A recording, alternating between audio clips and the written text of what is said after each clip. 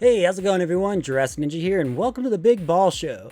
Basically, I'm going to be talking about companies or individuals where they did something that took really big balls. Sometimes the easy route is, well, the easy route. And in this video, we're going to be exploring instances where someone grew a pair and took the hard route. The year is 1991 and it's the Consumer Electronics Show in Chicago. And Sony during this time has not made a gaming console. They haven't even entered the gaming world. So at the electronics show, Sony revealed that they're going to be partnering with Nintendo to create a CD-ROM attachment for the Super Nintendo.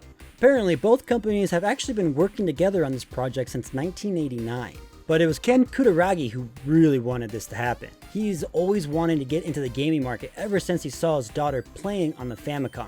But Sony at the time didn't really want to get into the gaming market. So Kutaragi secretly developed a chip known as the Sony SPC 700.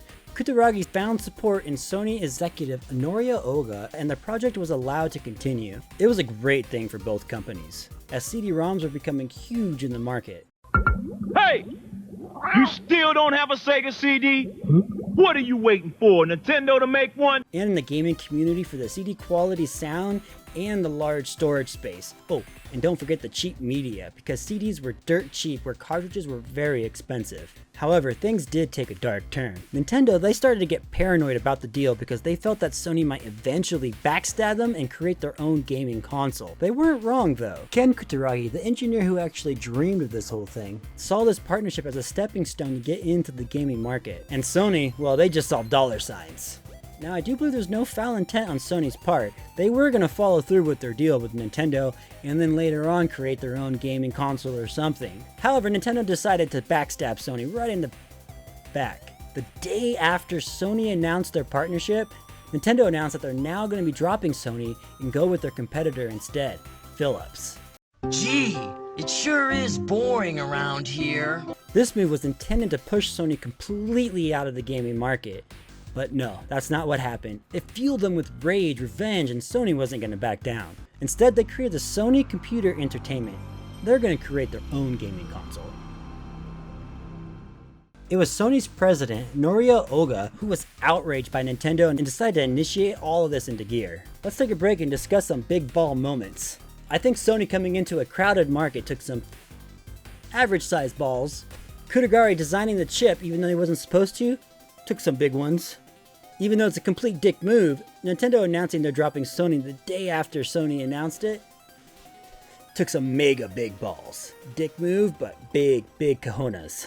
And then Sony deciding that they're not going to back down and create their own gaming company, well, those took like the biggest balls of them all.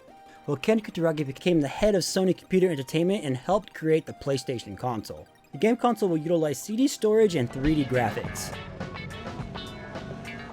And while we all know how that ended for Nintendo, the PlayStation was released in December 1994 and released around 104 million units within its 12-year lifespan, while the Nintendo 64, the competing console of that generation, was released in September 1996 with around 33 million units. Yes, it was released almost 2 years later, but no one wanted to make games on these expensive cartridges. The CD-ROMs were extremely cheap, and they had that CD audio, and you could do FMV movies, which was really cool.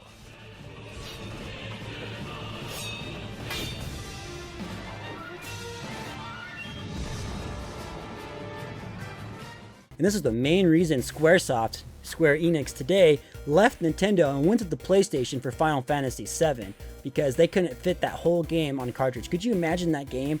It would be like 20 different cartridges. It'd be ridiculous. And Final Fantasy VII leaving Nintendo. That's another big ball moment, but that's a story for another time. Well, that's all I have for you today, and this has been a big ball story moment. So talk to you later, leave a comment, hit that like button, and let me know in the comment section of some other big ball stories in the gaming world that you want me to talk about. Take it easy, guys.